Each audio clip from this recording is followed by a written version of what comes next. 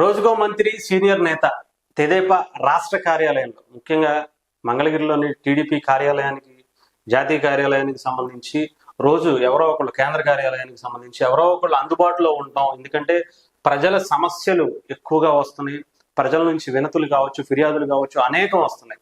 దానికి సంబంధించి ఎవరో ఒకళ్ళు ఉండి వాళ్ళ దగ్గర వినతులను తీసుకుని వాళ్ళకి ఒక భరోసా కల్పించే విధంగా ఉండాలి అని చెప్పి చాలా మంది పెద్ద ఎత్తున వస్తున్నారు. జనసేన పార్టీకి, టీడీపీ పార్టీకి ఎక్కువ మంది రాష్ట్రంలో ఈ 5 ఏళ్ల పాటు అసలు ఎన్ని జరిగినాయి అనేది వీళ్ళ పెట్టుకోవడానికి, అంటే గతంలో ఎప్పుడూ లేని విధంగా, ఎప్పుడు జరగని విధంగా ఇలాంటి కార్యక్రమాలకి రాష్ట్ర ప్రభుత్వం శ్రీకారం చుట్టిందంటే ఆలోచించుకోవాలి.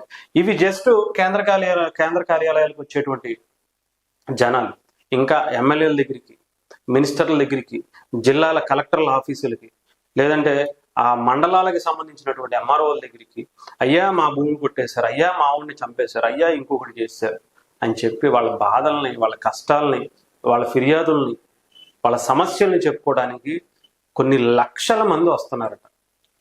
మరి ఈ 5 ఏళ్ల పాటు అయ్యో ఇది చేసేసాం, అది చేసేసాం అని చెప్పుకున్నటువంటి వైఎస్ఆర్ ప్రభుత్వం మరి ఇవన్నిటికీ ఏం చేస్తుంది అనేది కూడా చూడాలి. ఇకపోతే టీడీపీ కార్యాలయానికి సంబంధించి ఆగస్టు 3 నుండి 10వ తేదీల వరకు కూడా ముఖ్యమంత్రి చంద్రబాబు గారు అర్జీలు స్వీకరణ ఇస్తారని, ప్రజాప్రతినిధులతో పాటు రోజుకొక ముఖ్య నాయకుడు ఉంటారని సీఎం చంద్రబాబు సూచన మేరకు ఆదివారం మినహా రోజుకు 2 చొప్పున ఆగస్టు 14 వరకు పార్టీ కార్యాలయంలో ఉంటూ వినతులు తీసుకోవాలని చెప్పి ఒక షెడ్యూల్ కూడా ఖరారు చేశారు. ఇకపోతే అందుబాటులో ఉండే ప్రజాప్రతినిధుల పేర్లు కూడా ఇక్కడ పెట్టారు.